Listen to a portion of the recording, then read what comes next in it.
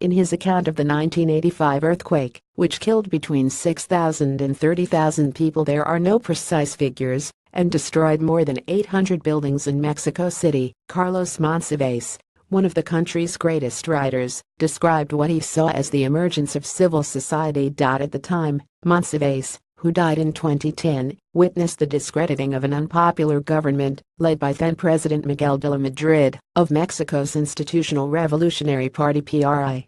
He recounted how, while the government was slow to react and distorted the death toll and the tragedy's extent, civilians embraced the responsibility of helping the victims and supporting the disoriented rescue workers.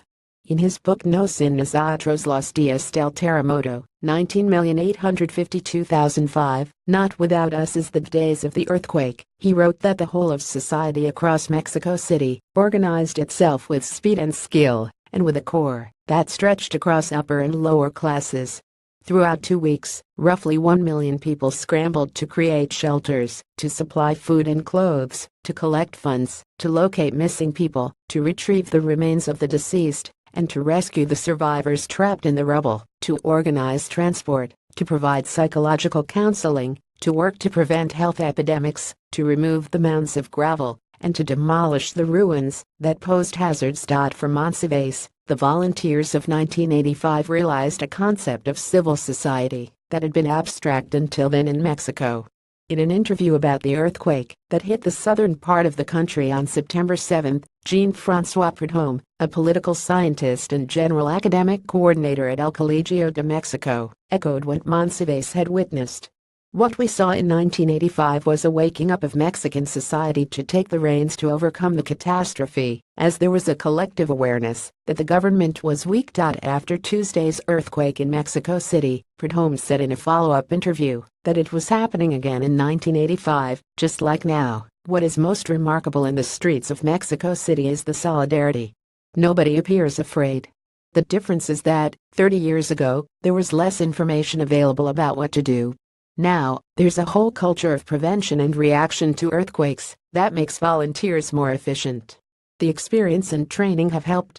Reports from journalists on the ground and images on the news confirm this. Amid power cuts and dark traffic lights, people are seen with megaphones or shouting to direct the traffic. Restaurants are opening their doors to offer water, food, and electric outlets to let people charge their phone batteries and locate family and friends. Private hospitals are offering free care for the injured. It's early to evaluate the performance of President Enrique Peña Nieto, but at least he's going to the places that were hit, and the public services are out there in the streets, Prudhomme says. Mexico is 9 months away from a presidential election, and Peña Nieto's PRI is not doing well in the polls. A significant development since 1985 is that solidarity can now rely on another tool, the internet.